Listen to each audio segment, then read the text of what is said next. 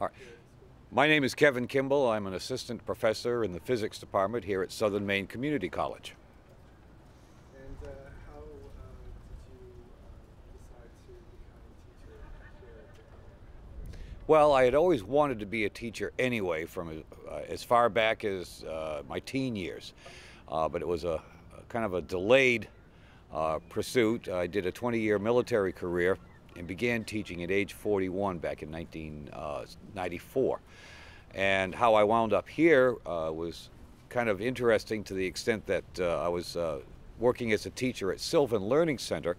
One of the professors here was at Sylvan Learning Center and was rather intrigued by how we did our business over there.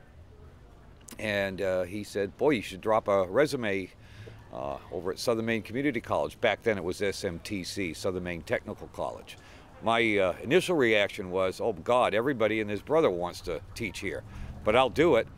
And about a month or so later, I got a call to fill in a suddenly vacated position in the physics department. So I finished off a semester doing a single course, and the following fall I was offered a full-time position, and I've been here ever since, and this is just a dream come true. You said that you were in the military, you were in the Navy specifically. Yes. What did you do when you were in the Navy that got your interest in physics Uh, more focused? I was an aviation anti-submarine warfare operator. That's a long title.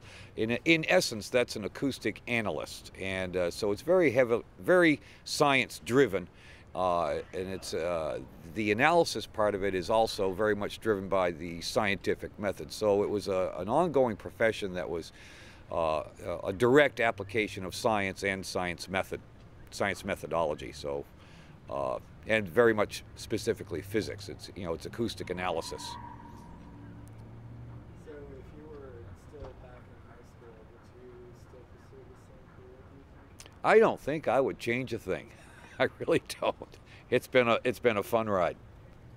So somebody's interested in pursuing the same field as you, teaching physics. What kind of advice would you have for someone who's just now beginning college or still in school? Well, to be candid about it, I'll be the first to admit that I got very lucky and in many respects was at the right place at the right time. But if you're going to pursue it in the sense of a blank slate sort of thing, a high school graduate, I would say, or even in high school, the time to start preparing for that career is your freshman year in high school. And just load up on as much math as you can possibly stomach. And just do the same when you do get to college, freshman year in college on through, and don't be afraid of don't be afraid of risking a D or having to retake a course. I would say, because sometimes you need to take one or two or three whacks at a particular subject before it actually comes to fruition. So. But yeah, math, I guess would be the short answer. So I guess final note, since you were in the Navy and I'm sure that you've got at least one great story that you might want to share with us. Something that you can think of off the cuff? Oh, a good Navy story.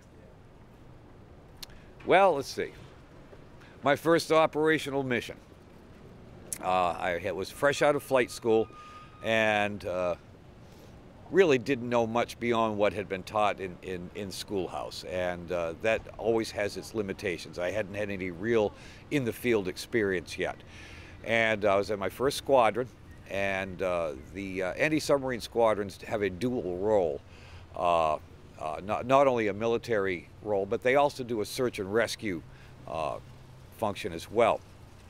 And so my first operational mission was in the Bermuda Triangle, looking for a Greek freighter that had been broadsided by a hurricane. And so we flew right to the fringes of that hurricane, found the freighter. Both stacks had been blown right off the thing. He was listing about 13 degrees to either port or starboard, I don't remember which. Had just gotten power back on, and the lowest we could get was about, maybe maybe 2,000 feet. The winds were just still too severe for us to go any lower.